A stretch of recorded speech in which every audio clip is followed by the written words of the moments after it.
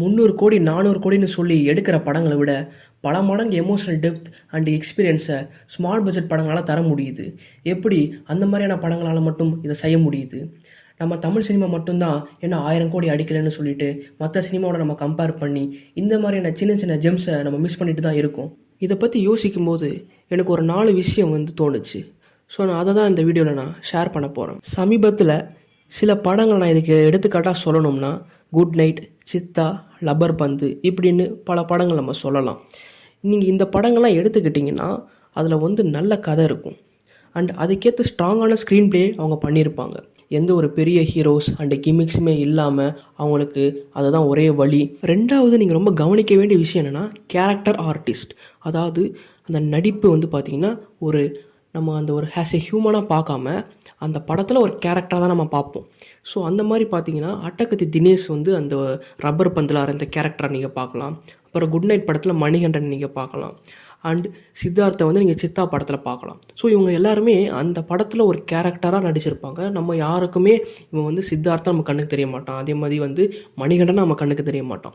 So இந்த மாதிரியான விஷயங்கள் தான் நீங்கள் பார்த்தீங்கன்னா எல்லா சக்ஸஸ்ஃபுல்லான படங்களுமே முக்கியமானதாக இருந்திருக்கு. இந்த மாதிரியான ஆக்டர்ஸ் தான் அந்த திரைக்கதைக்கு ஒரு உயிரை கொடுத்து அண்டு பார்க்குற ஆடியன்ஸான நமக்குள்ளே அதை ஊடுருவி வச்சு அந்த படத்தோட வெற்றிக்கான காரணமே பார்த்திங்கன்னா இவங்க தான் தெரியாத அளவுக்கு அவங்களுடைய கான்ட்ரிபியூஷன் இதில் இருந்திருக்கு.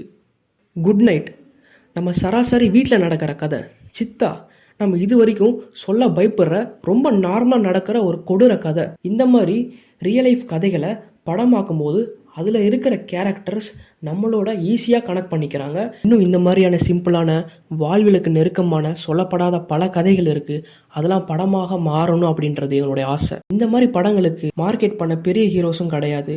ஆடியன்ஸ் மாதிரியான விஷயங்களும் நடத்துகிற அளவுக்கு எங்ககிட்ட பணமும் இருக்காது. ஒரு சில பேர் பார்த்து அவங்க சொல்கிற அந்த பாசிட்டிவ் கமெண்ட்ஸ் அண்ட் ரிவ்யூஸ் தான் பல பேருக்கு வேர்ட் ஆஃப் மவுத் மூலமாக ஸ்ப்ரெட் ஆகி அவங்க எல்லாருமே தியேட்டருக்கு படத்தை பார்க்குறாங்க. இது எந்த படமாக இருந்தாலும் சரி, நீங்கள் என்ன தான் பில்டப் கொடுத்து ஹைப் ஏற்றினாலும் அந்த படம் ஆடியன்ஸோடைய பாசிட்டிவ் ரிவ்யூஸ் இல்லைனா வேர்ட் ஆஃப் மவுத் பாசிட்டிவாக அவங்க ஸ்ப்ரெட் பண்ணலைன்னா அந்த படம் கண்டிப்பாக எவ்வளோ பெரிய பட்ஜெட்டாக இருந்தாலும் ஃப்ளாப் ஆகிடும். ஸோ இந்த மாதிரியான படங்களுக்கு வேர்ட் ஆஃப் மவுத் ஒரு மிகப்பெரிய வெற்றியை தேடி தருது. ஓடிடி ப்ளஸ் தேட்டர் காம்போ இது கண்டிப்பாக இந்த மாதிரியான ஃபிலிம் மேக்கர்ஸ்க்கு பயங்கரமான ஒன்று. ஏன்னா இந்த படங்கள் தேட்டர்லேயும் ஓட தான் போகுது. சப்போஸ் தேட்டரில் ஓடலனாலும் ஓடிடியில் இந்த படத்தை பார்த்தீங்கன்னா கண்டிப்பாக ஒரு டாக் ரேட்டே ஆகும். அது நல்ல படமாக இருக்கிற வரைக்கும் சொல்கிறேன். ஸோ இதனால் ப்ரொடியூசர் எப்படி பார்த்தாலும் அவரை போட்ட காசை எடுத்துருவார். அதே மாதிரி யங் ஃபிலிம் மேக்கர்ஸ்க்கு கண்டிப்பாக ஒரு மோட்டிவேஷனாக இருக்கும். அவங்க நினச்ச கதையை தைரியமாக சொல்ல முடியும். அதுக்கு முக்கியமான காரணமாக இந்த ஓடிடி பிளாட்ஃபார்ம் அவங்களுக்கு ஏற்படுத்தி கொடுத்தது தான். அவங்களால கதை சார்ந்த படங்களும் அண்ட் அதே நேரத்தில் மக்கள் மத்தியில் ஒரு பாப்புலாரிட்டியுமே இந்த காம்போஸான தேட்டர்ஸ் அண்ட் ஓடிடி தருது.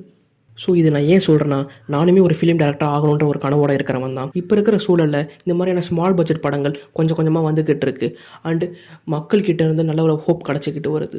ஆனாலுமே நம்ம தமிழ் சினிமாவில் இந்த ஸ்டார்டம் போன்ற விஷயங்கள் என்ன இருந்துக்கிட்டு தான் இருக்குது. பட் எங்களுக்கு என்ன ஹோப் இருக்குன்னா, இது ஃப்யூச்சரில் கண்டிப்பாக கம்மியாகும் அப்படின்னு நாங்கள் நினைக்கிறோம். அப்படி கம்மி ஆச்சுன்னா எங்கள் கிட்டே பார்த்திங்கன்னா தைரியமான பிரேவாக நாங்கள் அந்த படத்தை எடுக்கணும் அப்படின்றதும் ஆடியன்ஸில் உங்கள் சைட்லேருந்து அந்த சப்போர்ட் அண்ட் அதுக்கான ஒரு ரெஸ்பான்ஸ் கொடுக்கறது மட்டுமே தான் இருக்கும். ஸோ அது மட்டும் நடந்துருச்சுன்னா நம்ம தமிழ் சினிமா யாராலையும் அசைக்க முடியாது.